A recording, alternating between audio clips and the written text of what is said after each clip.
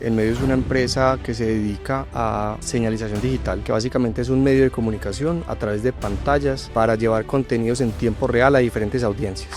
Ha pasado por mi mente también el propósito de, digamos, del dinero, de ser muy millonario o por lo menos de lograr vender exitosamente esta compañía. Hoy, la verdad, te soy sincero, todo eso que está en el pasado, mi propósito real, lo que me mueve a mí hoy con Enmedio es generar valor. Yo hace 6 años, pre-pandemia, sufrí unos ataques de ansiedad y de pánico que me llevaron a un punto de no ser funcional. Pasé varios meses, casi un año, con unos problemas serios donde yo no era capaz de ser yo. Y de esa entrada del colombiano a hoy, ¿ha habido más cambios en el equity de la compañía o el colombiano sigue siendo socio de la compañía? Dime al colombiano, venga, hagamos una cosa, yo digo que vale esto y usted cree que vale esto. Si yo logro conseguir un tercero que nos pague lo que yo creo que vale, pues usted no va a tener problema en diluirse un poquito porque le están pagando por mucho más de lo que usted cree. Y así fue como llegamos a un fondo de capital privado operado por una agencia que se llama Action Partners Group. De pronto no hubiera entregado el control tan fácil en el año 2010. Yo creo que ahí nos faltó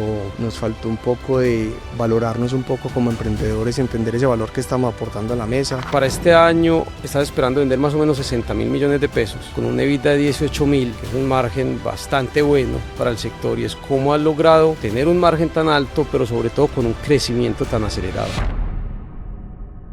He dicho muchas veces que tenemos uno de nuestros primeros clientes, pero este en realidad sí fue uno de los primeros clientes en el 2009 y trabajamos con esta compañía en la negociación de un acuerdo de accionistas con el colombiano. Hoy tenemos a Daniel Peláez, cofundador de Enmedio. Dani, bienvenido. Gracias, Dani, contento de estar aquí. Entonces, ve, si quieres para dar contexto, contá muy resumido quién es Daniel Peláez y qué es Enmedio. Bueno, yo soy un emprendedor, aunque a mí no me gusta ponerme muchas etiquetas, pero digamos que soy un emprendedor, em, cofundador de Enmedio. Enmedio es una empresa que se dedica a señalización digital, que básicamente es un medio de comunicación a través de pantallas para llevar contenidos en tiempo real a diferentes audiencias. Eso es lo que hacemos. Hace 20 años fundé Enmedio con 2 amigos del colegio y bueno, pues la idea es contarles un poco cómo ha sido ese viaje y todo lo que hemos aprendido en estos 20 años. Listo, ahorita vamos a entrar como a hablar en más detalle de qué es señalización digital, porque uno inicialmente no lo entiende, entonces hoy vamos a hacer algo diferente, entrar y explicar eso con más detalle. Dani, te estaba contando que para nosotros aquí es muy, muy importante hablar de la persona. Entonces queremos arrancar por vos, y es cómo fue esa infancia de Daniel Peláez. Bueno, yo soy el mayor de 3 hermanos. Tenemos una hermana en la mitad. Vengo de una familia eh, con 2 padres muy presentes, muy amorosos, que todavía están juntos después de 50 años casi. Eh, pues yo creo que si mi infancia fuera un libro, sería el libro más aburridor del mundo, el que menos porque no porque ha sido aburridora para mí, sino porque yo tuve una infancia libre de traumas, de dramas, o sea, una infancia muy normal, ¿sí? Digamos, tuve la oportunidad de, de estudiar lo que quise, tuve muchas oportunidades en la vida y bueno, lo importante es que logré, digamos, aprovechar todas esas cosas que pude tener en la infancia. Mi mamá, te voy a contar un poquito de mis padres porque yo siento que, que sí es relevante para la historia. Ve, mi mamá viene de una familia eh, que en mi opinión pudo haber sido un poquito machista en el sentido de que ella fue educada para, digamos, para estar en el hogar. Digamos que a ella la incentivaron a no estudiar, digamos, porque no era necesario esto. Entonces mi mamá fue una mamá muy presente, desde el humano, una mujer excepcional, es infinitamente generosa y es una mujer muy, muy inteligente que tiene una disciplina que yo creo que es lo que yo más he aprendido de ella, la disciplina. Mi mamá lo que se propone lo logra eh, y lo logra con éxito. Entonces, digamos que yo rescato eso mucho de mi mamá y es algo que yo le he aprendido muchísimo a ella. Mm, Mi papá, por el otro lado, viene de una familia donde mi abuelo paterno fue un gran emprendedor de principios del siglo pasado. fue un gran emprendedor, fue fundador o cofundador de muchas empresas que existen todavía, entre ellas, por ejemplo, Indega, que fue la primera embotelladora de Coca-Cola en Colombia. eh, y mi papá se queda sin su papá a muy temprana edad, más o menos como a los 15, 16 años.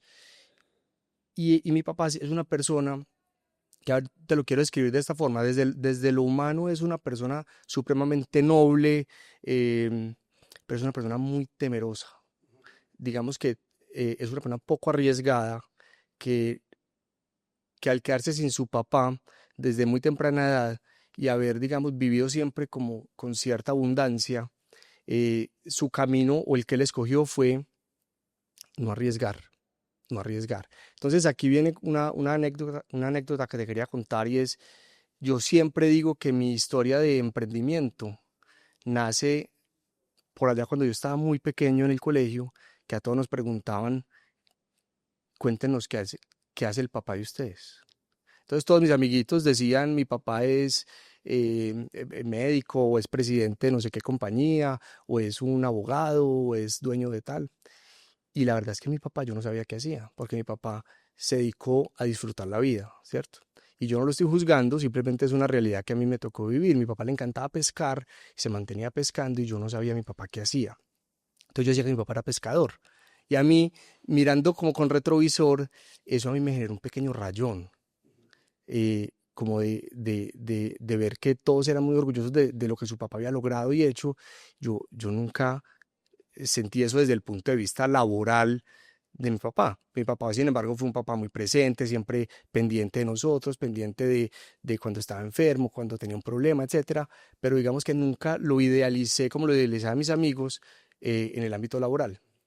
Y yo creo que ese es uno de mis motores para hoy ser emprendedor y querer hacer algo distinto, hacer algo que genere valor a la sociedad.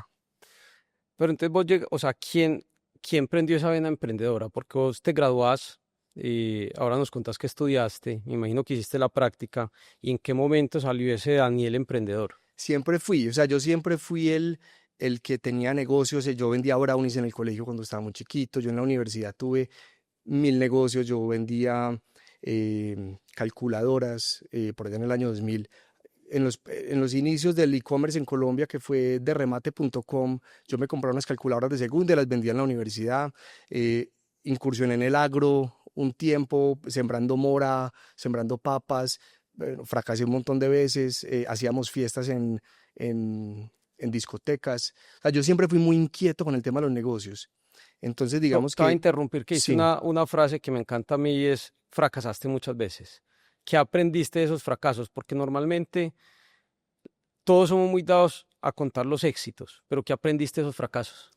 Pues ve, puntualmente con el tema del agro, invertí una plata para sembrar pues, para hacer unos cultivos de mora y, y no fui capaz con el clima, o sea, cayó una granizada y perdí todo, ya tenía supuestamente toda la producción vendida y se perdió. Entonces, ¿qué aprende uno? Que hay que aprender a hacer las cosas paso a paso, con cautela.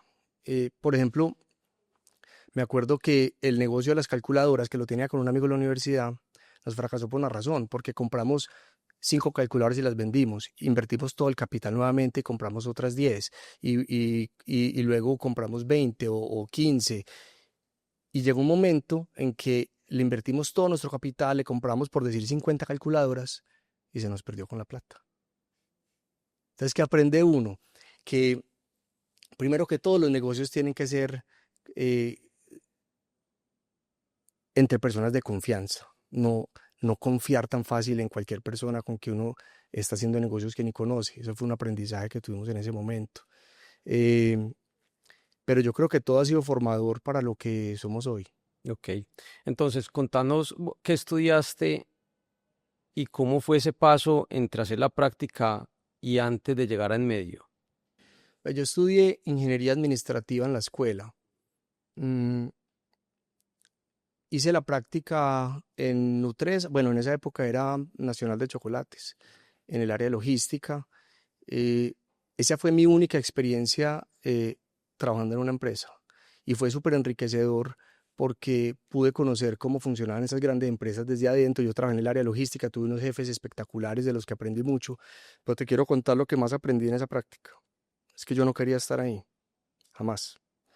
Yo, yo aprendí mucho, pero lo que más aprendí es que yo no quería salir de la universidad y emplearme como la mayoría de mis compañeros en Bancolombia o en Nutresa o en Argos o en cualquiera de esas empresas.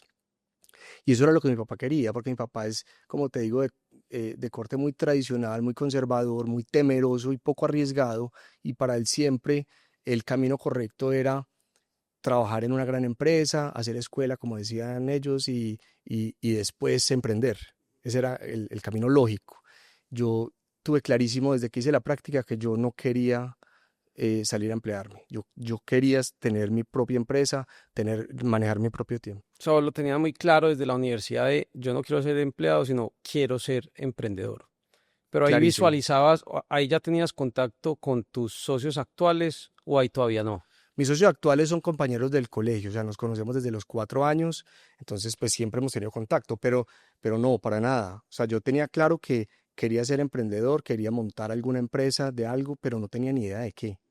Y entonces ahí es donde, digamos, donde empieza la historia en medio, y es que nos encontramos un día, después de graduarnos de la universidad, nos encontramos por ahí en un bar tomando cerveza, nosotros tres, que somos compañeros del colegio, y hablando de la vida, pues preguntamos, ve, ¿qué te vas a poner a hacer? Y todos descubrimos que estamos en la misma situación, O sea, ellos se graduaron al mismo tiempo que vos de la universidad. al mismo tiempo. Ellos de AFIT, de otra universidad, y nos encontramos recién graduados y todos absolutamente, pues los tres estábamos convencidos que no queríamos salir a emplearnos. Entonces la conversación giró en torno, bueno, ¿y qué nos vamos a poner a hacer? Entonces ahí hablando, botando ideas, salió la idea, venga, ¿y por qué no nos vamos para China? Entonces al principio, uy, ¿cómo así? ¿Para China? China en ese momento, estoy ¿Eso hablando del qué? año 2000, Exacto, ¿qué año es? 2005, estoy hablando del año 2005, China estaba en ese boom de crecimiento, crecía a doble dígito esa economía, era la fábrica del mundo y nos llamaba la atención porque ya se empezaba a hablar de China, de todo lo que uno podía conseguir allá, entonces dijimos, vámonos para China un tiempo con el único propósito de buscar ideas de negocio para traer a Colombia. Y ese viaje fue planeado con ese propósito, no fue nada más. Nosotros tuvimos que inscribirnos en un curso de mandarín por 6 meses para que nos dieran la visa. Y obviamente estudiamos mandarín porque pues, el plan era ese, pues, estudiamos mandarín por la mañana para podernos defender allá, Ajá. pero todas las tardes nos íbamos a buscar ideas de negocio. Entonces, vení, esa historia yo creo que lo que empieza en medio, y ya vamos a ir para allá, pero quiero terminar con Daniel Peláez hoy, Sí.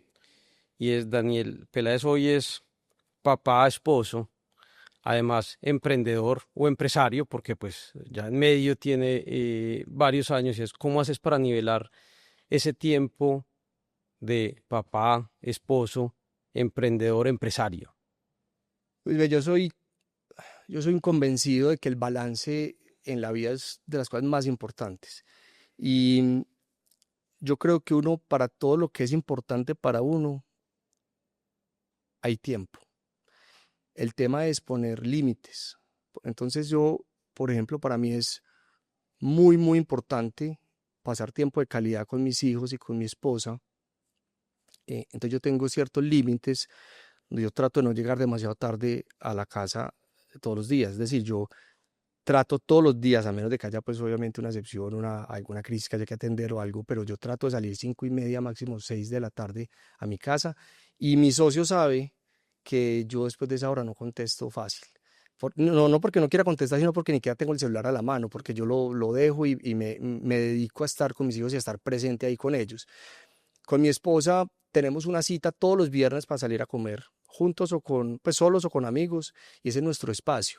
Entonces, eh, porque en el día con los niños tan chiquitos es probable que a veces no tengamos suficiente tiempo, entonces tenemos nuestro espacio, nuestra cita para conversar.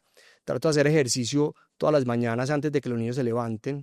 Entonces, muy temprano, a las 5 de la mañana, estoy haciendo ejercicio. eh, Llego de hacer ejercicio, para despedir a mi niña mayor para el colegio. Tengo un gap de 30 minutos entre que ella se va para el colegio y se levanta el chiquito, entonces en esa media hora medito. Entonces digamos que yo organicé mi rutina y soy muy estricto con ella para tratar de tener tiempo para todo, y digamos que así he logrado yo tener un balance en mi vida de todo lo que es importante. Dani, ese propósito que vos tenías 2005, hace 20 años, de ese Daniel que quería ser emprendedor, pues hoy nos aclaraste, no tenés esa etiqueta de emprendedor, pero pues sos un empresario. ¿Cuál es el propósito hoy de Daniel Peláez? Ese propósito sí, obviamente ha cambiado mucho a través de los años, en la medida que uno va madurando y va aprendiendo cosas en la vida. Mm, De pronto el propósito al principio, cuando empezamos en medio, estaba muy enfocado en demostrar que yo sí era capaz, demostrar, demostrarle, bueno, a mí mismo, demostrarle a mis papás, demostrarle seguramente a alguna parte de la sociedad que yo sí era capaz de crear algo exitoso y valioso. Digamos que eso con el tiempo se fue diluyendo, ese propósito, digamos que empezó a perder un poco de sentido. Ha pasado por mi mente también el propósito digamos, del dinero, de ser muy millonario, o por lo menos de lograr vender exitosamente esta compañía. Hoy, la verdad, te soy sincero, todo eso que está en el pasado, mi propósito real, lo que me mueve a mí hoy con el medio es generar valor a la sociedad, a los 170 empleados que tenemos. Es que Dani, 170 familias hoy pueden mercar, pueden darle educación a sus hijos, pueden viajar, algunos han conocido el mar, todo gracias a algo que creamos de cero, de la nada, ¿cierto? Entonces, y ojalá, hoy son 170, pero ojalá en el futuro sean 500 o miles, ¿cierto? Eso para mí es el propósito que me mueve todos los días a trabajar. No, además de una responsabilidad, porque, o sea, es muy satisfactorio, pero tener la responsabilidad que a la compañía le vaya bien para que esas 170 familias estén bien. De tus aficiones, además de trabajar, nos contaron que sos muy aficionado por la música y sabes tocar acordeón. Sí, Contanos eso, cómo influye en el Daniel de hoy la música. ve, la música, yo toda la vida fui músico aficionado, desde muy chiquito a mí me metieron a clases de piano, y me gustó mucho. Yo toco piano desde los, no sé, 5 años probablemente. El acordeón nació de una época en que se oía vallenato, ya no se oye casi vallenato, pero cuando estábamos en el colegio oíamos mucho vallenato y nadie se había medido a eso, a tocar acordeón. Y yo dije, si yo toco piano, ¿por qué no voy a ser capaz de tocar acordeón? Entonces me compré un acordeón y le dije a un, a un acordeonero pues de un conjunto vallenato, venga, vaya a mi casa y enséñeme a tocar esa vaina que yo aprendo. Y me dijo, "No, pues que yo no soy profesor, yo no le importa, usted hágale que yo entiendo lo que Yo usted está aprendo haciendo, solo. yo voy aprendiendo". Y así aprendí, toqué acordeón muchos años, pero te digo la verdad, hoy, desde que nacieron mis hijos, tengo un poco olvidado, o en el cajón, el tema de la música, lastimosamente. Yo estoy seguro que en alguna parte, en algún momento de mi vida lo voy a retomar, pero como te digo, no me queda tiempo. Uno tiene que priorizar. No hay tiempo para todo, hay tiempo para lo que en este momento sea importante. Hoy prefiero pasar tiempo con mis hijos, que están chiquitos, que ponerme a estudiar acordeón. Cualquier instrumento toma demasiado tiempo. Entonces yo prefiero dejarle tiempo al tenis, que es mi deporte, a la meditación y y a estar con mi familia. Me gustó mucho ahora que diste lo del propósito, porque hace poquito estuve en un podcast y contaba que cuando yo me gradué tenía un propósito y era ser millonario. Y recuerdo que un socio de mi papá me dijo una frase y es que la plata sea un medio y no un fin, porque cuando es un fin nunca va a ser suficiente y usted nunca va a estar tranquilo. Entonces me gustó mucho eso que dijiste, el propósito de cambiaste un tema de, pues al final eso vendrá, pero cuando ese no es el propósito, disfruta uno mucho más Dani, la la vida. verdadera riqueza no es tener, sino disfrutar. Disfrutar lo que uno tenga. Entonces, eso es algo que he tratado de implementar en mi vida mucho, y es, la vida siempre será un vaso medio lleno y medio vacío. siempre hay algo que falta. Siempre tenemos algo, pero nos falta algo. Además, porque todas las decisiones de la vida implican alguna renuncia. Si yo decido estar con mi familia, estoy renunciando a estar en otro lado. Si yo decido tener esto, estoy renunciando a tener esto. Entonces, al final, ¿dónde está tu atención? ¿En lo que escogiste tener o en lo que escogiste dejar? Entonces yo creo que la verdadera riqueza no está en las posesiones, sino en saber disfrutar lo que uno tiene. Y eso ha sido una máxima en mi vida en términos de propósito recientemente. No, me gusta mucho escuchar esa frase, Dani. Continuando con esta conversación, ¿cuál ha sido el momento más retador o el momento más difícil para vos en tu vida? Como en términos personales, Sí.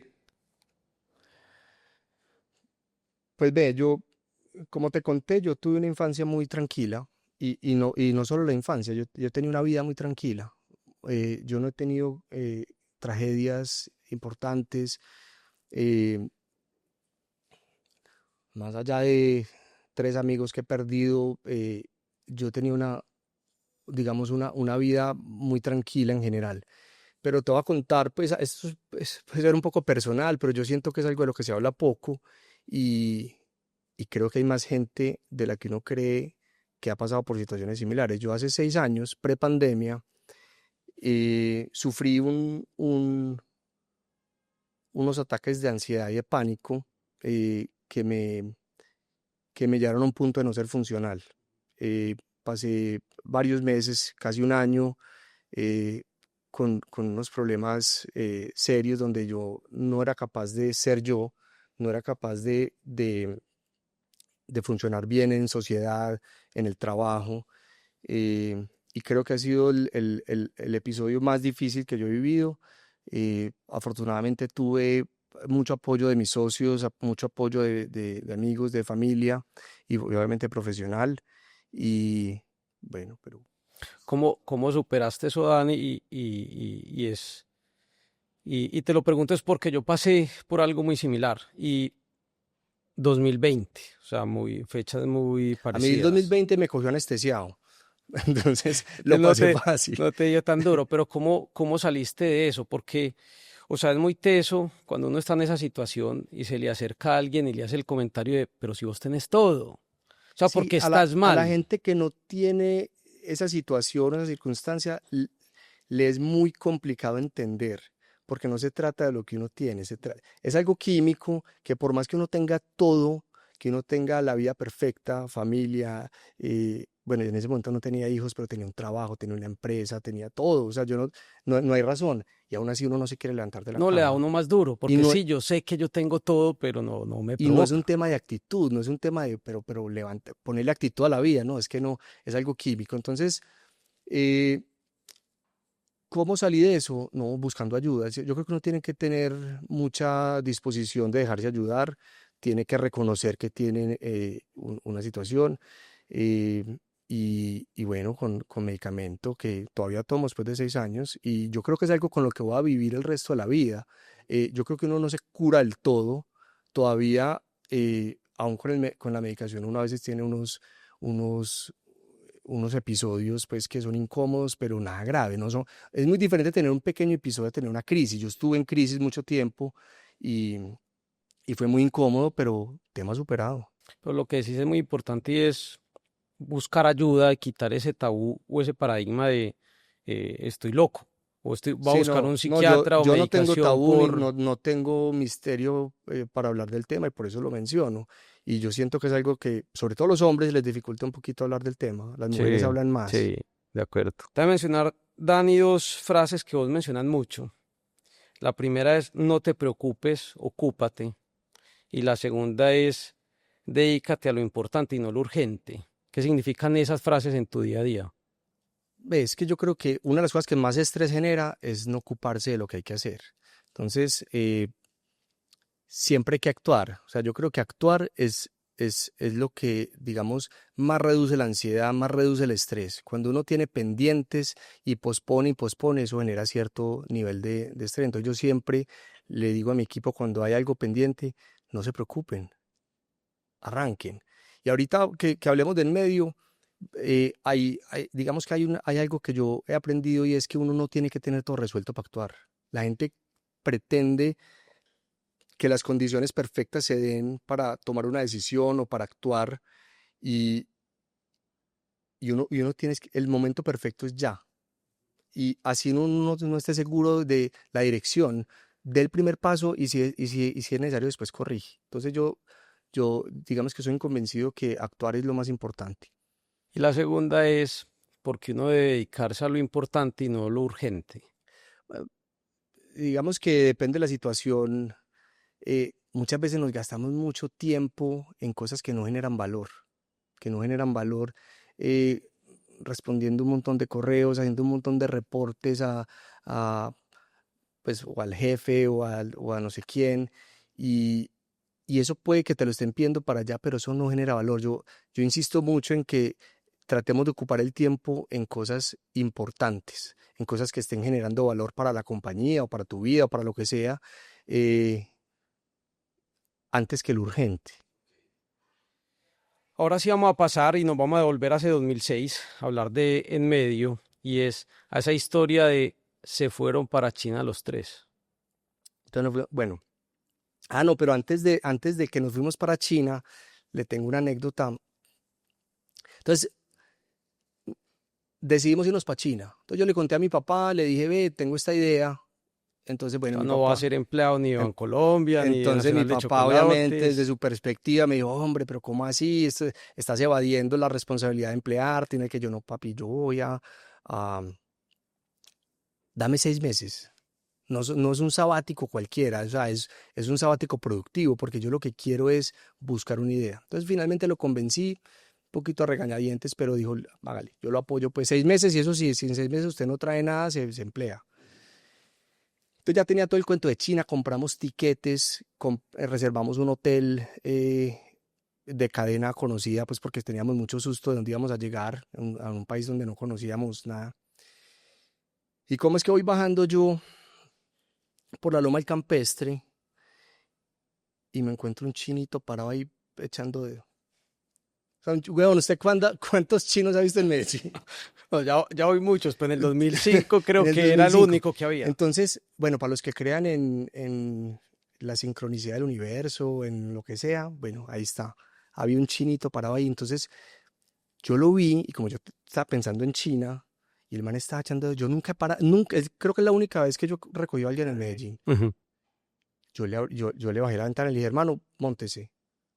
Y ay, muchas gracias, me habló en español, perfecto el chinito. Yo, ¿para dónde vas? Me dijo, no, voy para la estrada, ¿usted me puede llevar? Yo, claro, venga, con mucho gusto, yo lo llevo. Entonces me fui conversando con el chinito, era un chinito como de 25 años, 30 años, como de la edad de nosotros en ese momento. Entonces yo le pregunté, ¿por qué estás acá? Me dijo, no, es que yo trabajo para una empresa de químicos que se llama Química Amtex. Yo vivo con 15 chinos allí en una casa por el campestre, yo con 15 chinos, entonces en la casa estudio allá. Yo, sí, es que el dueño de Química Amtex nos trajo de China para que aprendiéramos español porque él no iba a aprender mandarín y nosotros vamos a ir a montarle una planta allá en China. Entonces estamos aquí hace 2 años aprendiendo español y nos vamos a volver para China en un año a montarle la fábrica. Y yo, no te puedo creer, o sea, yo te recogí porque imagínate que yo voy para China. Me dijo, ay, ¿cómo así? Sí, voy para China en un par de meses. Entonces, vení, ¿vos no nos das clase de mandarín como para llegar a edad? Me dijo, claro, por supuesto. Entonces, se llamaba Rafa, bueno, Lafa. Entonces, Rafa, Rafa, Rafa nos dio clases de mandarín y hoy, todavía 20 años después, es uno de mis grandes amigos en China. Eh, vive hoy en China. Él vive en Shanghai desde hace muchos años y él nos dio las primeras clases de mandarín. Y más allá de las clases, porque eso no sirve para nada, pues contar hasta 10, decir hola y chao, eso no sirve para nada cuando uno llega. Sí nos hizo algo muy importante. Acuérdate que estamos en el año 2005, Ajá, estos celulares, smartphones, eso no existía. sí, Pero entonces yo tenía una grabadorcita como esas de periodista. sí. Entonces yo le dije a Rafa, hermano, yo necesito que usted me, me grabe unas frases claves en chino para, pues, dónde queda el baño. Grábeme, lléveme al hotel que queda en la dirección tal, por si yo me pierdo, yo le puedo poner eso a un taxista ya, pues, y me lleve. Sí, lo que pasa es que uno piensa hoy eso, no, pues con Google y lo pones, Es que pero eso en no ese momento era una existía. grabadora. es que no existía Google, pues sí existía Google, pero no existían los celulares inteligentes. Las facilidades que hay hoy para viajar y para traducir son infinitas, pero en esa época no. Entonces yo tenía mi grabadorcita con los diferentes mensajes para sobrevivir Ujú. y, y para eso nos sirvió Rafa. O sea, Rafa nos llegó como un ángel en ese momento. Antes de nuestro viaje, pronto estábamos un poquito asustados, era un país muy desconocido. Claro. Además, ya nadie habla otro idioma distinto al mandarín. Ujú. Entonces, bueno, fuimos para China. Como te conté, entonces nosotros estudiábamos por las mañanas mandarín, por las tardes nos íbamos para ferias, de todo, de todo. Cada semana había una feria distinta, íbamos a visitar proveedores, íbamos a ferias de juguetería, de automotriz, de ropa, de juguete, pues de llaveros, de merchandising, de todo. O sea, lo que hubiera, siempre con los ojos abiertos a ver qué nos llamaba la atención.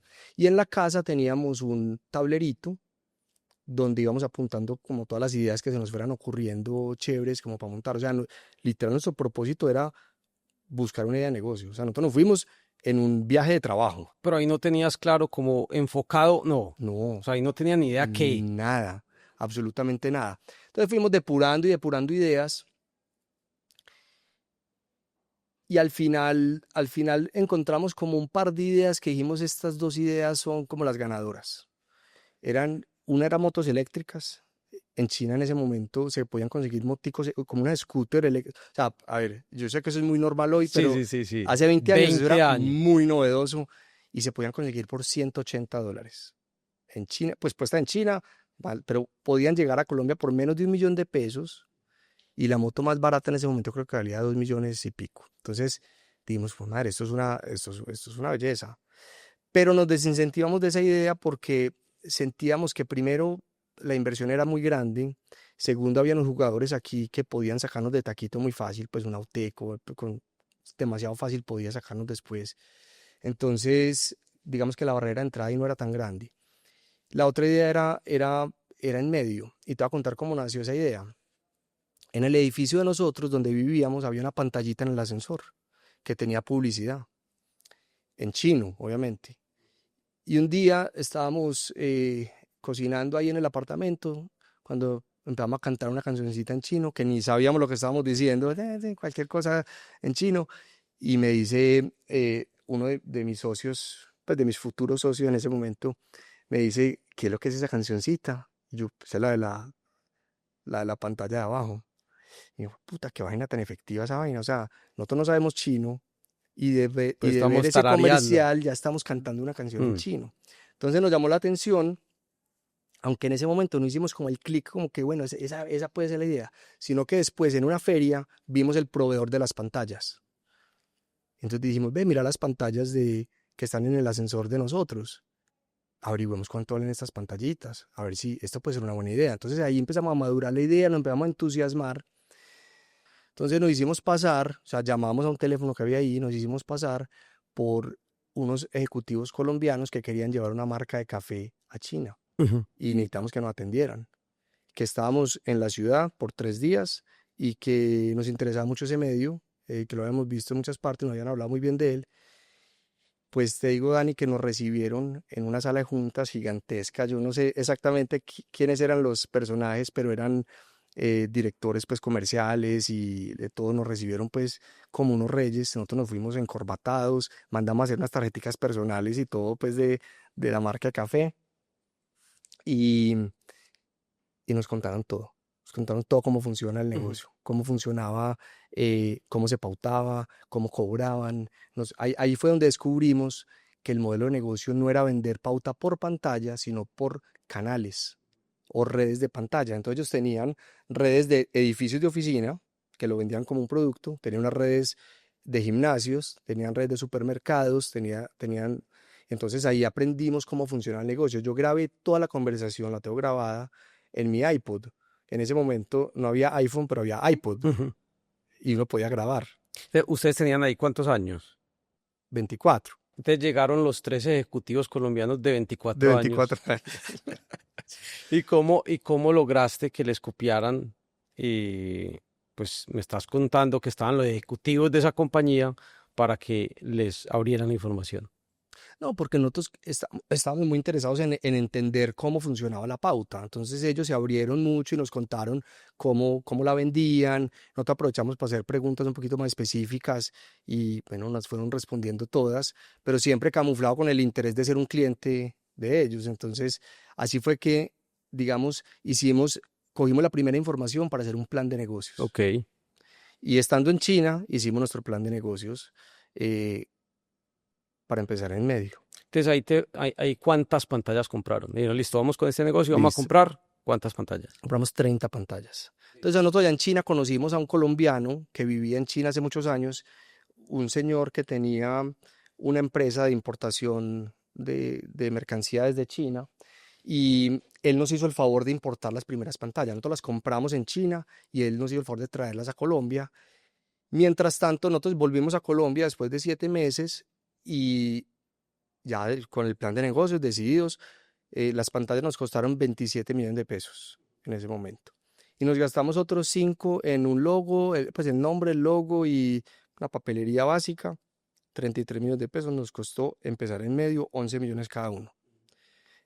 Con eso empezamos. Y entonces el amigo de nosotros de China, pues el señor nos importó las pantallas y nos las vendió aquí en Colombia. La sociedad de él en Colombia nos las vendió y así arrancamos. Entonces arrancamos en la casa de mis papás. Pues en esa época vivíamos pues cada uno vivía con sus papás, o sea, todavía no nos habíamos independizado. eh, pues no teníamos cómo, pues no Ujú. estábamos, no estábamos empleados. Entonces, nuestra primera oficina fue el garaje de mis papás. En la casa de mis papás, en el garaje, montamos ahí como unos escritorios y con el taladro de la casa de mis papás pegamos las primeras pantallas. O sea, así nació en medio, pegando las pantallas en unos bares del Parque Lleras. ¿Por qué ahí? Porque yo tengo unos primos que tenían unos bares en el Parque Lleras. Bueno, acordémonos que en el año 2004 el Lleras era lo más cool Sí, del mundo, ya no es como... lo que es hoy, obviamente. Y montamos entonces dos pantallas por bar en los baños de hombres y de mujeres. Entonces nuestras 30 pantallitas se fueron en 15 bares del Parque Lleras, las pegamos, bueno, contratamos un pelado que nos ayudaba pues con la parte eléctrica, porque nosotros no sabíamos de eso, entonces con la parte eléctrica, y el pelado le daba rondita pues a las pantallas que estuvieran funcionando. Pero como no teníamos clientes, entonces lo que hicimos fue bajarnos unos comerciales del Super Bowl gringos de productos que no vendieran acá. Entonces bajamos, por ejemplo, una de Budweiser, que era una cerveza que no se vendía en Ujú. Colombia, creo que todavía no se vende, Sí, o sí se vende, sí, bueno, sí. pero en esa época no se vendía, y los poníamos ya a rodar como para que tuviera algún contenido. Ujú. Y empiezan todos los bares a decirnos, uy, hermano, por favor, bájenos esa pauta que es que no hacen sino pedirme esa cerveza, aquí no la vendemos. Entonces digo, venga, ese insight está muy bueno, vámonos para Bavaria, O sea, la gente lo está viendo. la gente lo está viendo y es efectivo. Entonces con ese insight nos fuimos para Bavaria y nuestro primer cliente fue Cerveza Brava, que ya no existe. Ya no existe. O sea, que eso era una cerveza que uno con dos ya Una estaba cerveza con listo. mucho alcohol, era muy fuerte. Ya estaba listo con dos. Con ese insight nuestro primer cliente fue a los 2 meses de operación. Nosotros montamos la empresa en febrero de 2006 y en abril hicimos la primera factura por 3.600.000 para estar en los 15 bares. Después de Bavaria se montó Comcel, que tampoco existe ya, eh, y una clínica que había ahí en San Lucas que se llamaba Bioforma, esa sí existe Sí, es todavía, así, Bioforma. todavía. Esos fueron nuestros primeros 3 clientes.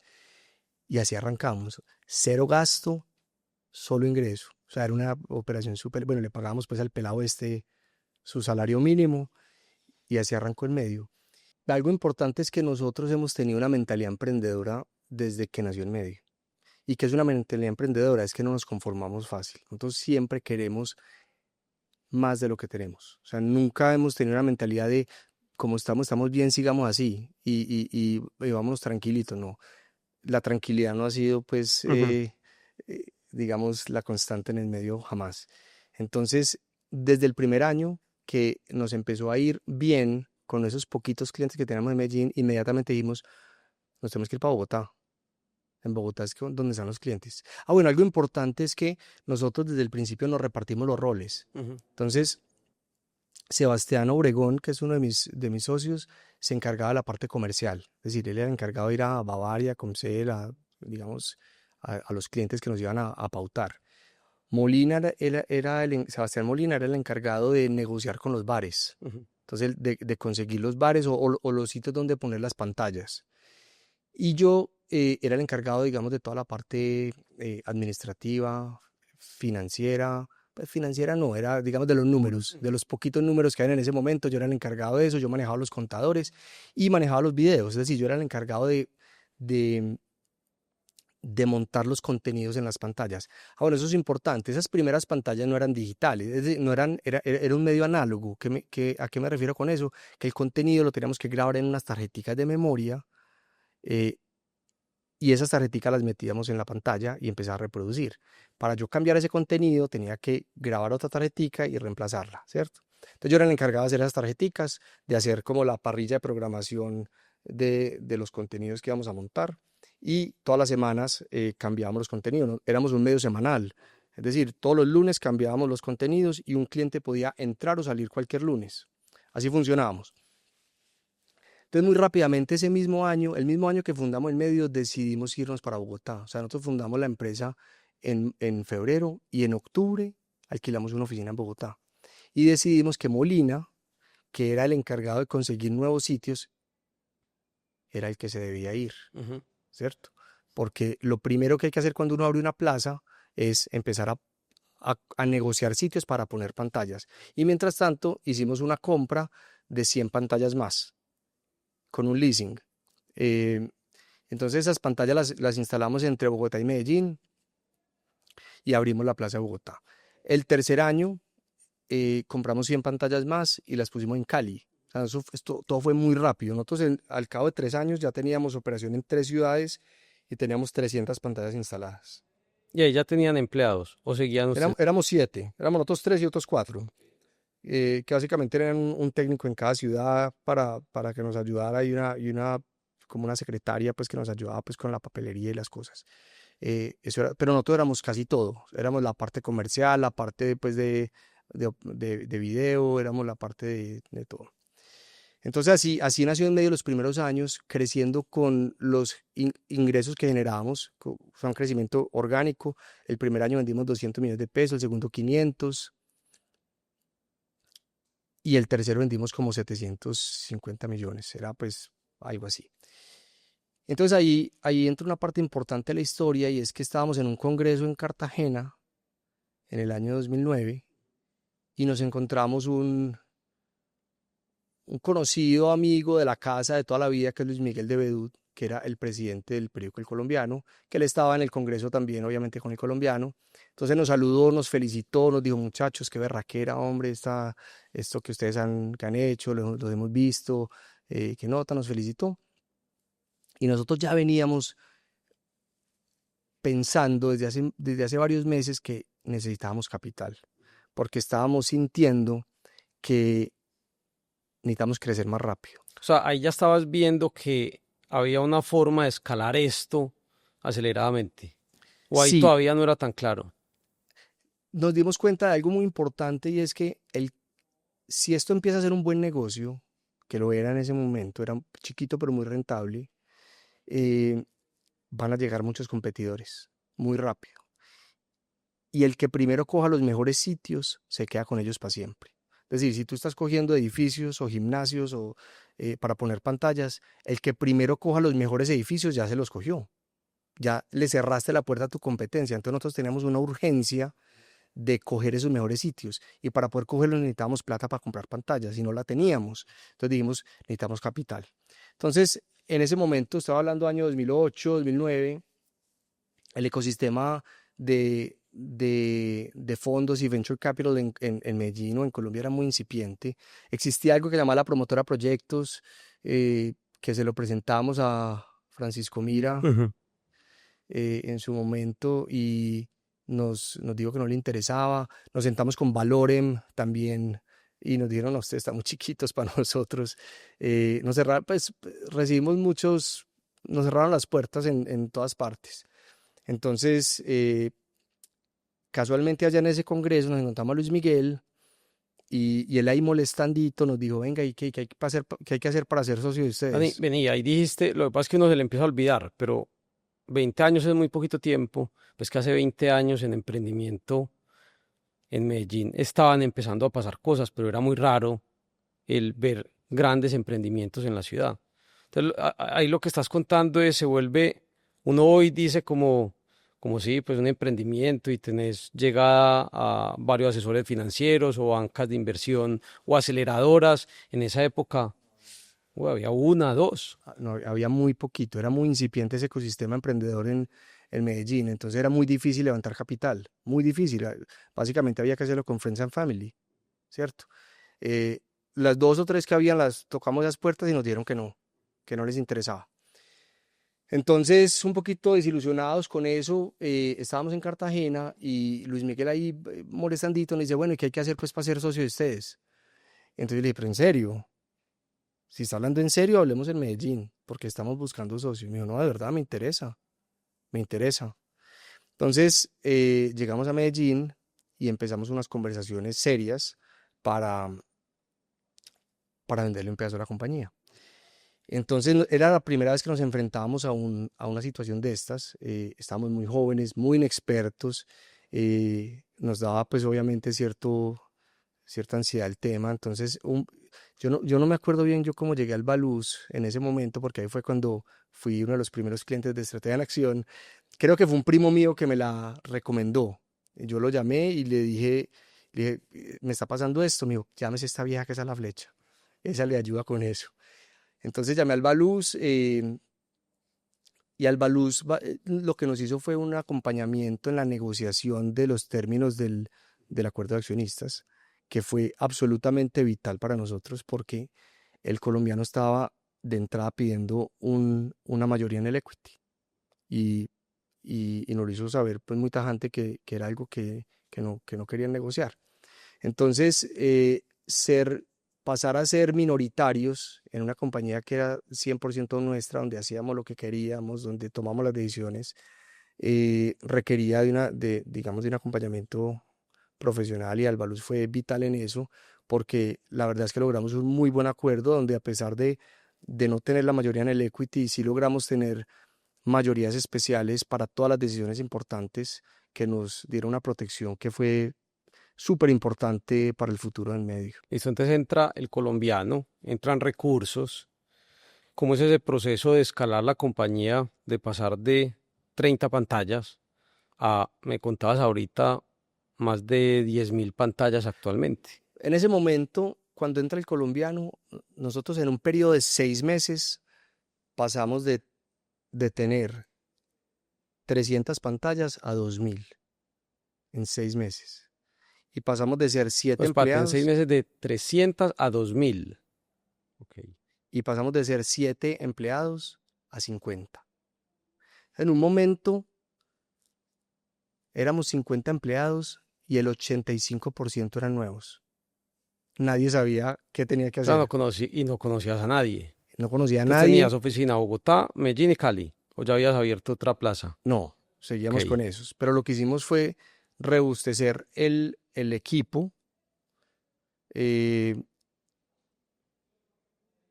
y comprar pantallas para coger esa propia raíz que estábamos esperando coger. Es decir, nosotros que teníamos un afán muy grande de coger los mejores sitios, las mejores clínicas para poner pantallas, los mejores edificios de oficinas para poner pantallas, los mejores bares, ¿cierto? Queríamos ser el número uno, que pudiéramos llegar a un cliente y decirle, en medio es el que tiene las mejores locaciones, a pesar de que el otro tenga la misma cantidad de pantalla, yo tengo las mejores, las mejores. Entonces, ese era nuestro afán. Y puede que estamos empeliculados, puede que estamos corriendo una carrera donde no había nadie corriendo con nosotros, pero nosotros sí estábamos corriendo contra nosotros mismos. Entonces, fue muy difícil porque cuando uno crece tan rápido, el caos es inevitable, o sea, era caótico, literal, o sea, nadie sabía qué tenía que hacer bien y los jefes que éramos nosotros no sabíamos tampoco decirle, hermano, es que usted está creando ese puesto, o sea, hágale. Y entonces ahí es donde esa es una de las lecciones más grandes que hemos aprendido en el medio y es lo que te decía ahorita, no hay que tener todo planeado ni todo resuelto, uno simplemente tiene que tomar la decisión de lanzarse, y empezar. Y uno va en el camino, va viendo cómo corrige y cómo pivotea, y por aquí no es, entonces por acá. Y uno comete errores, sí, pero esos errores te van enseñando cuál es el O sea, es camino. mejor hecho que perfecto. Exacto. Es que nunca va a ser perfecto, siempre podrá ser mejor. Entonces lo importante es arrancar y empezar. Y eso fue lo que hicimos, sin ni idea cómo íbamos a lograrlo, lo logramos.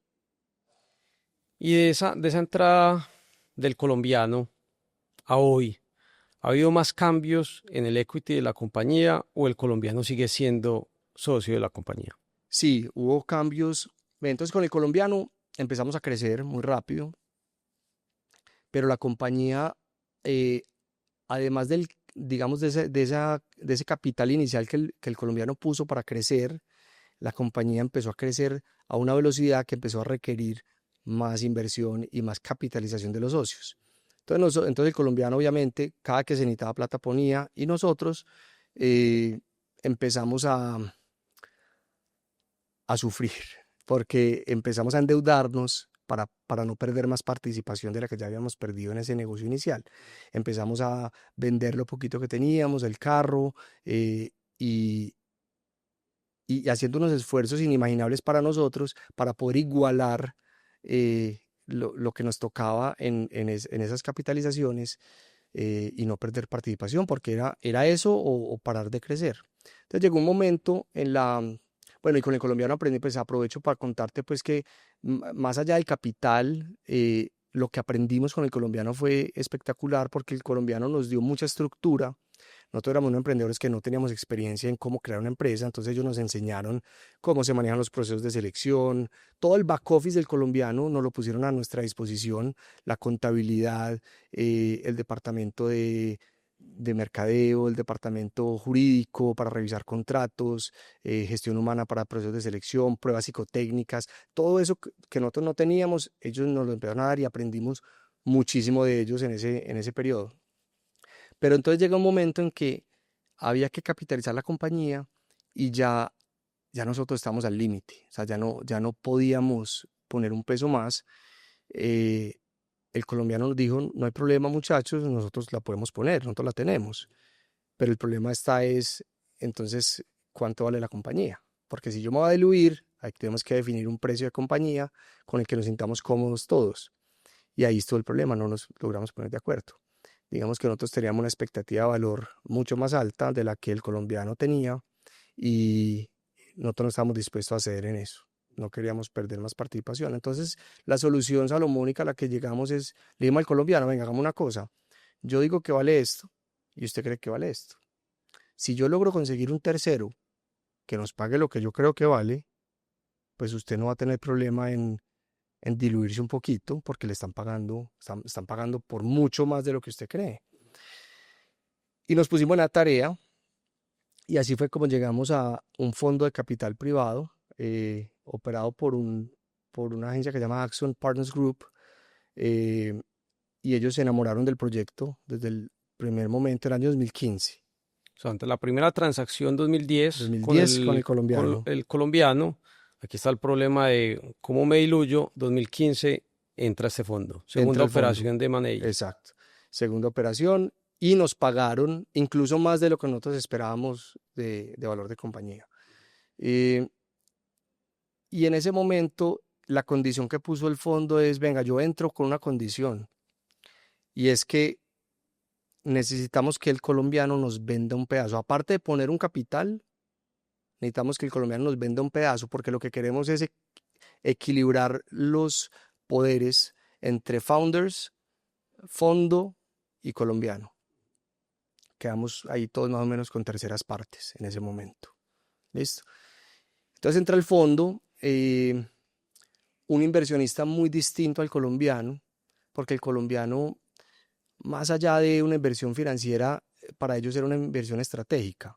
Al final estábamos en el mismo negocio de venta de publicidad, éramos un medio de comunicación.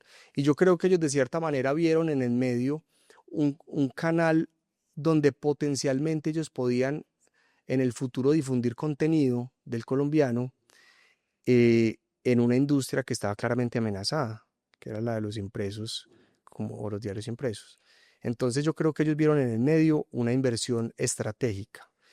Entra el fondo, que es una inversión netamente financiera, entonces digamos que cambia un poco el chip, porque ya tienes en la mesa sentados a unos señores que pusieron un billete y que esperan que en unos años ese billete sea multiplicado. Y hay Entonces, una combinación de cash in y cash out, o sea, cash out de sacando, cash out pues del comprándole al colombiano colombiano y y cash in, pusieron una caja para pero no para crecimiento. nosotros, solo para el colombiano en ese momento.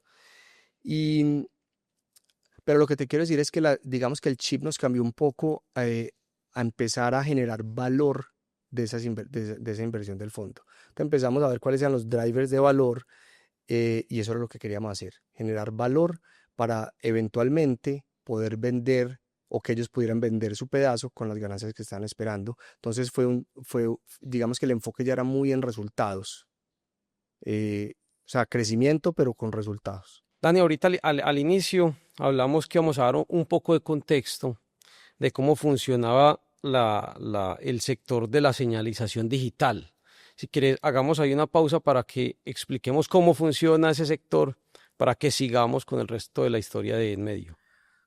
Bueno, señalización digital básicamente es la digitalización de espacios físicos que históricamente han tenido elementos de comunicación estática, llámese pendones, cajas de luz, todos estos elementos de comunicación estática se están digitalizando para tener unos elementos, unos displays digitales o pantallas que permiten llevar contenidos en tiempo real vía internet a las audiencias que impactan. ¿Y eso qué hace?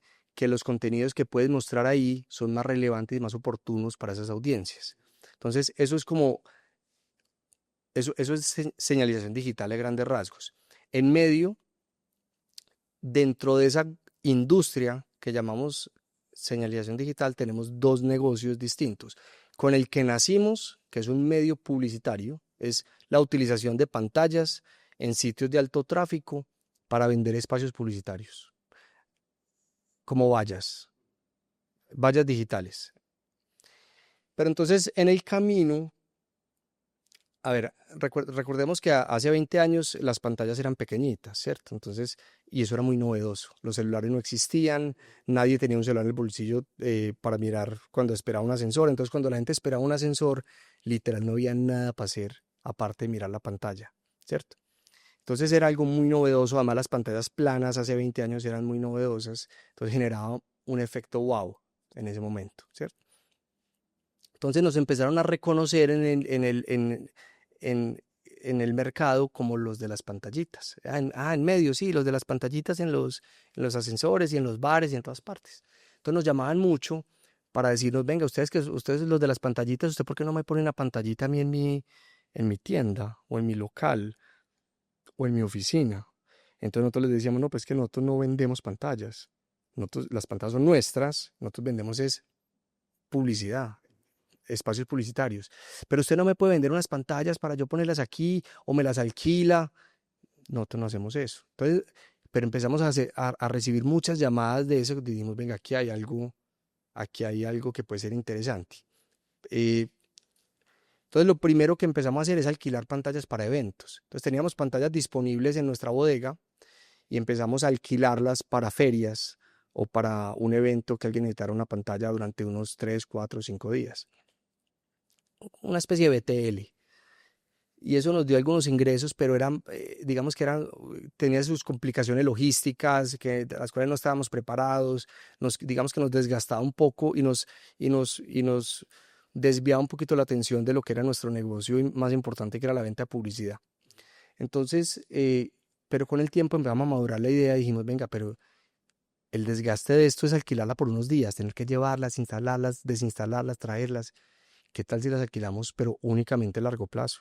Entonces, si la ponemos y que se quede por periodos de mínimo 12 meses.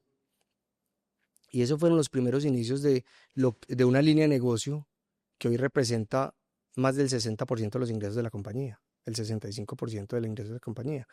Nosotros lo llamamos en medio institucional. ¿Y qué es en medio institucional?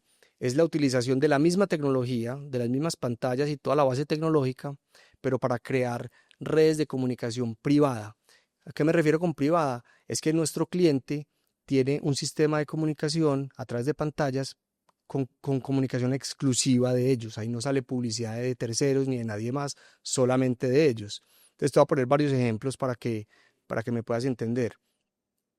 Por ejemplo, una compañía que quiere tener dentro de sus oficinas pantallas para comunicarse con sus empleados como carteleras digitales, esto se vuelve una solución muy útil, sobre todo para aquellas compañías que tienen muchas sedes por todo el país o en diferentes países o plantas de producción. Y entonces ahí pueden mostrar información de salud ocupacional, de, no sé, el empleado del mes, indicadores de la compañía, etcétera. Contenidos que se pueden actualizar en tiempo real, contenidos que se pueden estar segmentados geográficamente, pantalla por pantalla. Otro uso es en puntos de venta. Entonces, todas las compañías tienen necesidades de comunicarse con sus clientes en los puntos de venta. Entonces, en retail, por ejemplo, las compañías ya no tienen un pendón o una caja de luz con una campaña que es estática y única, sino que tiene una pantalla donde puede tener todas las campañas que quiera, las puede actualizar en tiempo real, puede hacer promociones de último minuto para evacuar inventario. Entonces, digamos que esto se volvió una solución muy importante para los clientes y, y hoy estamos viendo materializarse la visión que tuvimos hace 20 años, y es que todos los avisos estáticos tenderán a ser digitales en el futuro. Yo creo que llegamos un poquito rápido, antes de tiempo al mercado, pero hoy ya estamos viendo que ya no es un lujo, sino una necesidad. Yo ahí quiero hacer una pausa porque hace poquito estuve con Andrea, mi socia, en el showroom que ustedes tienen en Bogotá y eso es como ir a Disney. O sea, soy pantallas de todos los colores, sabores, de todas las funcionalidades, o sea, pantallas 3D que tienen una iluminación diferente. Entonces yo creo que este también es empresas que no estén viendo, que le haga sentido lo que vos estás mencionando. Es muy bueno ir a ese showroom para uno saber y entender cómo le puede funcionar eso dentro de la compañía. Total, nosotros llevamos muchísimos clientes al showroom. Digamos, nuestra herramienta de ventas más importante porque es donde los clientes pueden ver e imaginarse todo lo que pueden hacer con la tecnología. Muchas veces en una presentación PowerPoint o en una foto o en una conversación es difícil de imaginarse. Nosotros porque vivimos esta industria todos los días, pero los clientes no son capaces de imaginarse todo lo que pueden hacer. Y ese showroom es muy bacano porque recrea espacios donde, donde se pueden utilizar las pantallas. Entonces tenemos una góndola de supermercado donde tenemos las pantallas y un cliente que sea típico de, digamos, de vender sus productos en esos espacios puede ver cómo puede utilizar la tecnología. Ahí tenemos recreado una tienda de retail de moda para mostrar todas las aplicaciones de la tecnología en una tienda física. Entonces es muy chévere y digamos que le abre un poquito la mente a los clientes para que se imaginen y sueñen todo lo que pueden hacer con nosotros. Dani, para terminar como de la historia de Enmedio, y es que hace diferente Enmedio que la competencia. Es que nosotros como tenemos dos negocios, que ya te conté, uno que es venta de publicidad y el otro es institucional. Nosotros tenemos competencia en ambos negocios. Es decir, en el tema de venta de publicidad en pantallas, hay unos jugadores muy importantes en el mercado que lo hacen súper bien, pero ellos no hacen el otro negocio. Y en el negocio de crear redes privadas de comunicación, también tenemos otros jugadores que lo hacen súper, pero no están en la venta de publicidad. Entonces, ¿qué nos diferencia tener los dos negocios? Y te voy a explicar por qué. Eso para nosotros es una ventaja competitiva súper ganadora, porque yo a un cliente le puedo decir, sobre todo a los clientes de institucional, yo le puedo decir, yo le monto el canal de comunicación privada, le pongo toda la solución tecnológica, le pongo el hardware, le pongo el software, yo me encargo del mantenimiento, yo me encargo de la producción audiovisual, yo me encargo de todo.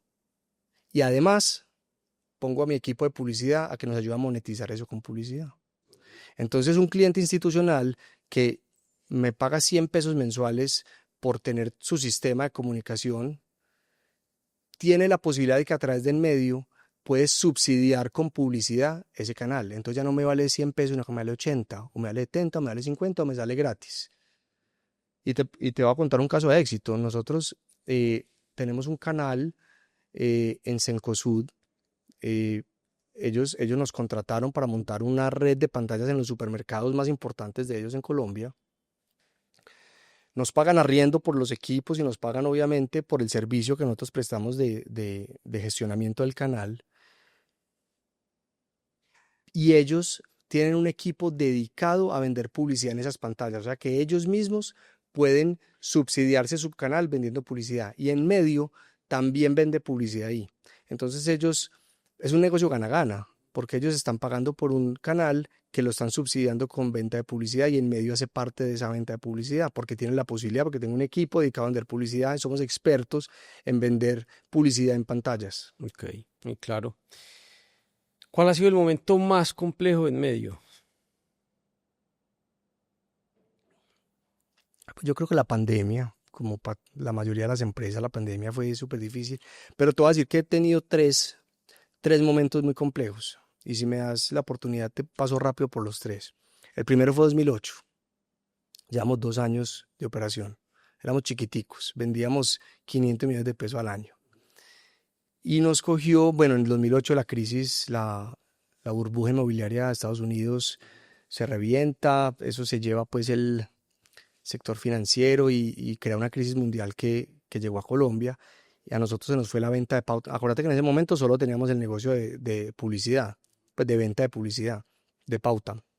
Se nos fue a cero y entramos en una crisis de flujo de caja que no teníamos literal cómo pagar. Entonces nos ideamos un plan que en ese momento lo llamamos el plan 300 y era un plan para conseguirnos 300 millones de pesos para salvar la compañía.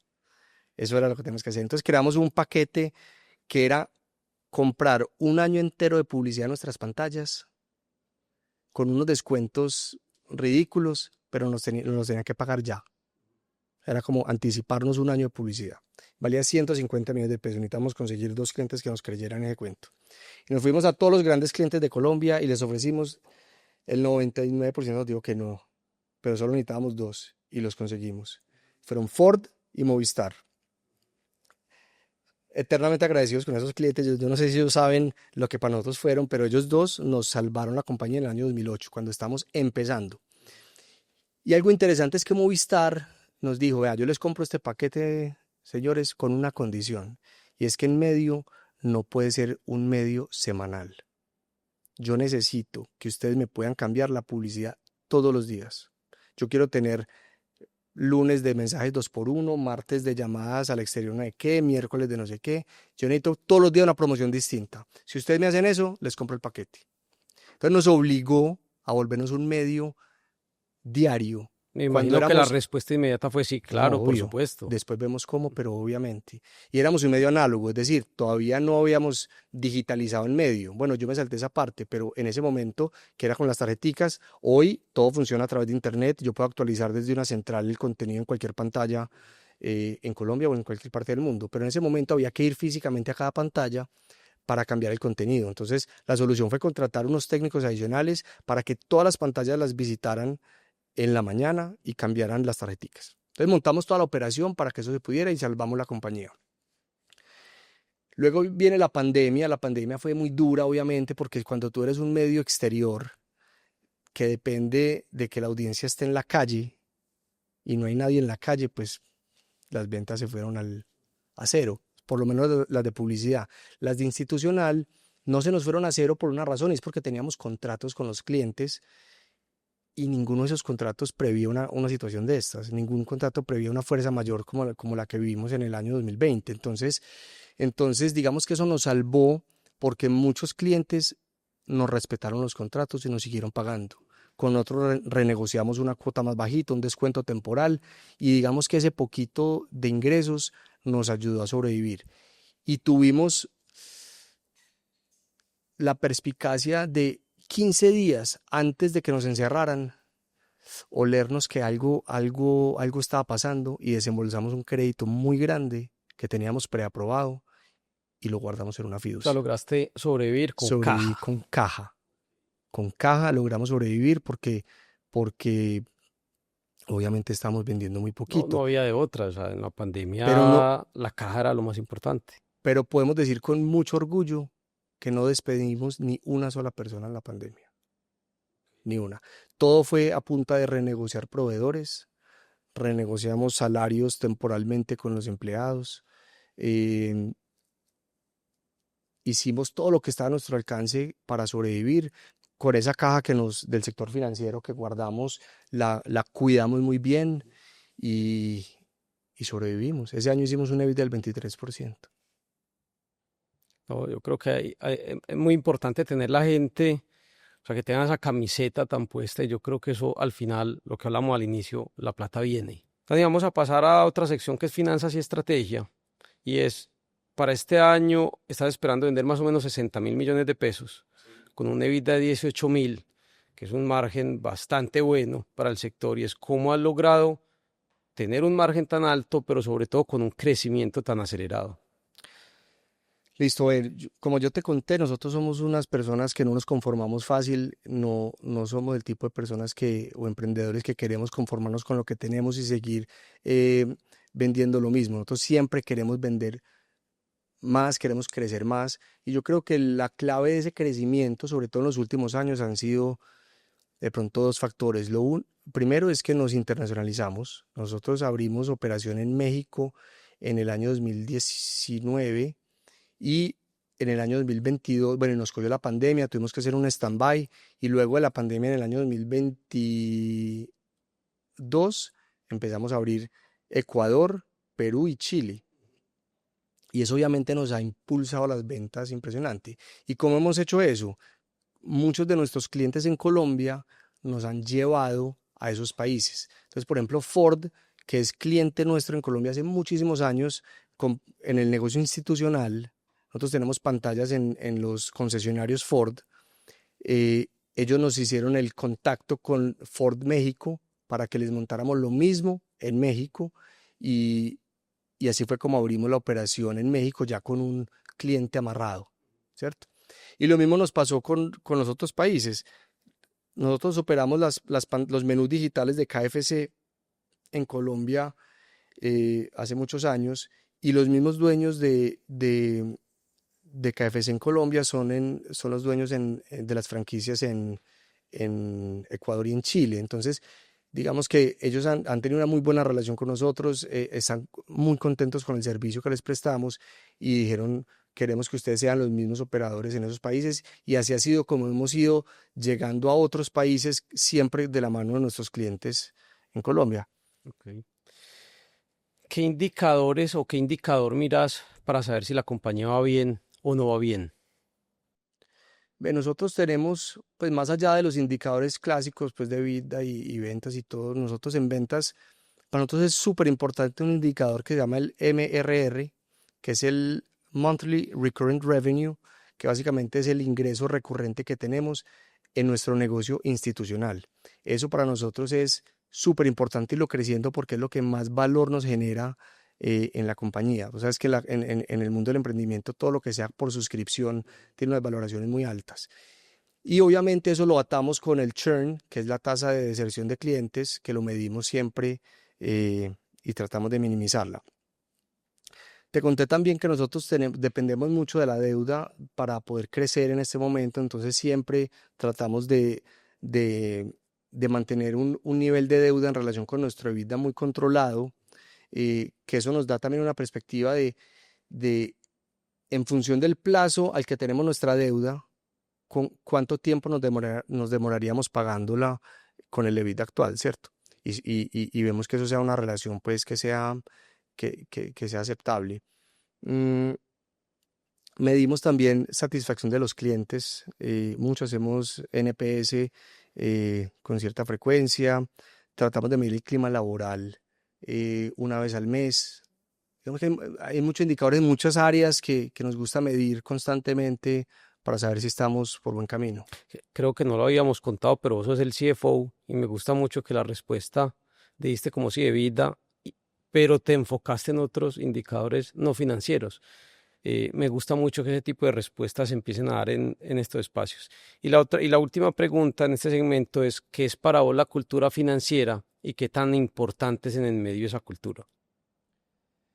Pues ve, yo creo que la cultura financiera es empezar a permear en toda la organización una preocupación genuina por las finanzas y no solo por las ventas. Entonces, históricamente toda la compañía se entera de las ventas y las ventas van bien o mal y cuánto vendimos, pero se terminaba ahí. Entonces, digamos que yo he tratado de que toda la compañía se preocupe un poquito más por las finanzas de la compañía, por el flujo de caja, no solo por las ventas. Entonces eso lo hemos logrado evangelizando un poco, porque es que la gente no entiende por qué estamos vendiendo bien, pero a veces no hay plata para pagarle a un proveedor, ¿cierto? La gente, eso le cuesta a veces entenderlo. Entonces es empezar a educar en qué es el EBITDA, qué es el flujo de caja, entender que es que la venta no termina con la facturación, sino que termina con el recaudo. O sea, ¿qué es el capital de trabajo? ¿Cómo me atrapa caja eso? Cómo me atrapa caja. Entonces todo eso hemos creado como cierta conciencia en todas las áreas de la compañía para que se preocupen mucho. Yo creo que la cultura financiera es eso, es lograr eso, que la gente entienda y se preocupe por cuidar la caja de la compañía y los resultados de la compañía. Explicarles que es que con el EBITDA no podemos pagar la nómina. El EBITDA que está en el papel no nos sirve para pagarle a un proveedor. Lo único que le sirve a uno para pagar la nómina del proveedor es la plata que hay en el banco, Estamos de acuerdo, la caja. la caja. Dani, vamos a pasar al segmento de preguntas del público. Aquí Tírelas. escogimos un par de preguntas. Mariana Chekne, que la conoces muy bien porque trabajaste con ella, que ya no está en estrategia.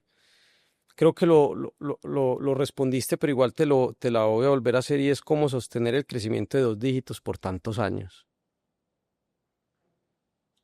El medio ha tenido un crecimiento desde que nació hace 20 años del 36% en promedio. En promedio. Es un crecimiento muy, muy alto. Eh, pues, Dani, crecer, como te dije, duele mucho, genera mucho caos. Y yo creo que uno de los valores nuestros es el emprendimiento. Y cuando digo nuestro, no es de los fundadores, es de en medio. Y ser emprendedor es aprender a manejar ese caos, aprender a vivir con ese caos constante. Nosotros no somos una empresa que tiene sus procesos organizados y que todo fluye y todo funciona. El proceso que hoy funciona, en 6 meses ya no funciona, porque estamos creciendo muy rápido. Entonces, eh, toda la gente que trabaja en el medio tiene que estar dispuesta a vivir ese caos constante. Y los que no son capaces salen de la compañía muy rápido, salen de la compañía porque no se adaptan a este estilo de trabajo. Entonces yo creo que lo más importante para uno lograr ese crecimiento es tener esa cultura de vivir con cierto caos que trae ese crecimiento acelerado. Juan Nico H. pregunta qué se vienen productos publicitarios con todo el tema de gafas de realidad virtual o con todo lo que está pasando con inteligencia artificial. Pues ve, yo estoy en una industria de publicidad que es medios exteriores digitales, ¿cierto? Que es Digital Out of Home, de OOH. Eh, entonces, de pronto yo te puedo responder un poco más, es yo a dónde veo que el futuro nos va a llevar con esto. Y yo creo que va a empezar a pasar lo que hoy ya pasa en los medios digitales, en redes y en todas partes, y es que ya, como saben quién está buscando la información, saben qué buscaste, tienen la información de tus intereses, la publicidad te empieza a llegar muy dirigida, muy enfocada a tus necesidades. Yo creo que en el mundo físico va a empezar a pasar algo similar, y es que el medio tiene hoy un sistema de reconocimiento facial para medir audiencias. Nosotros tenemos a través de unas camaritas, registramos cada que alguien mira la pantalla, pero no es capaz de individualizar quién la vio, o sea, no sabe que es Daniel Zapata, sino que es hombre de un rango de edad y está con un estado de ánimo X, está contento porque mide el estado de ánimo.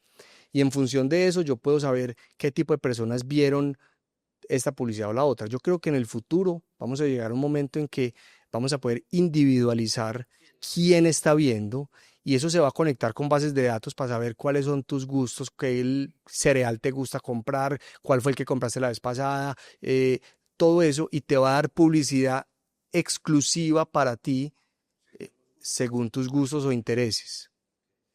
en el mundo físico, ¿cierto? Yo creo que eso es lo que para allá vamos. Y una tal Marcela Urrea, Natal.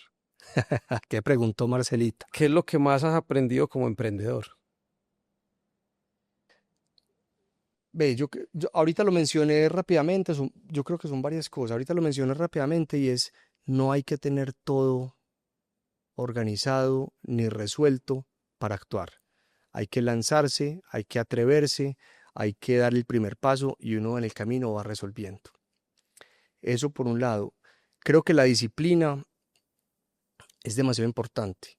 Yo creo que uno puede compensar la falta de experiencia, en mi caso, porque yo fui emprendedor sin experiencia. Hay emprendedores que lo hacen en otra etapa de la vida con mucha experiencia. Yo fui emprendedor sin experiencia. Yo creo que uno puede compensar un poco la falta de experiencia con mucha disciplina y con mucha humildad para aprender de los demás. Yo creo que si uno siempre tiene esa disposición de oír a los que saben y aprender de ellos, em, uno puede ahorrarse muchos errores. Y creo también que la falta de disciplina desperdicia cualquier talento. Ok, vamos a pasar ya a las preguntas de cierre. La primera es, ¿cuál es el mejor consejo financiero que te han dado? Usted sabe, cuide la caja, Tenemos, cuide la caja, es que no hay más. y te lo ha dicho así de bonito Albaluz. No, ya son otras palabras distintas. No, la verdad es que es lo que hablamos ahorita. La caja es todo en una compañía. Las empresas quiebran por falta de caja, no por falta de resultados. Y, y nuestros resultados pueden ser muy bonitos, pero digamos que el crecimiento nos lleva nos obliga a tener mucho cuidado con el flujo de caja, porque ahí es cuando, digamos, podemos entrar en problemas. Ok, ya para cerrar, ¿cuál es tu error favorito? De ese error, ¿qué más has aprendido? No, error favorito es muy difícil porque es que yo creo que a uno no le gusta cometer errores, pero más bien te la respondo de esta forma. Si yo hubiera, si yo pudiera volver a vivir todo el proceso en medio, ¿qué hubiera hecho distinto? Porque es un error de que de pronto me doy un poquito el látigo. De pronto no hubiera entregado el control tan fácil en el año 2010. Yo creo que ahí nos faltó un poco de valorarnos un poco como emprendedores, entender ese valor que estamos aportando a la mesa, eh, y de pronto hubiera peleado un poco más, no entregar el control o por lo menos haber sacado algo a cambio de haber entregado el control. Creo que lo entregamos un poco fácil, cedimos por la circunstancia, la inexperiencia y eso es de pronto el error que más me enseñó. Ay, no, muchas gracias por este espacio. O sea, me disfruté esta conversación porque me identifico con muchas cosas de las que dijiste y viviste, porque me han tocado vivir cosas muy, muy similares. Yo creo que este episodio tiene mucho aprendizaje, o sea, una clase de cómo funciona esta industria, cómo montar empresa, cómo venderla 2 veces. Qué bueno que te animaste a abrirnos este espacio a todos. No, Dani, muchas gracias por la invitación. Feliz de estar aquí. Muchas Listo. gracias. Ale, súper.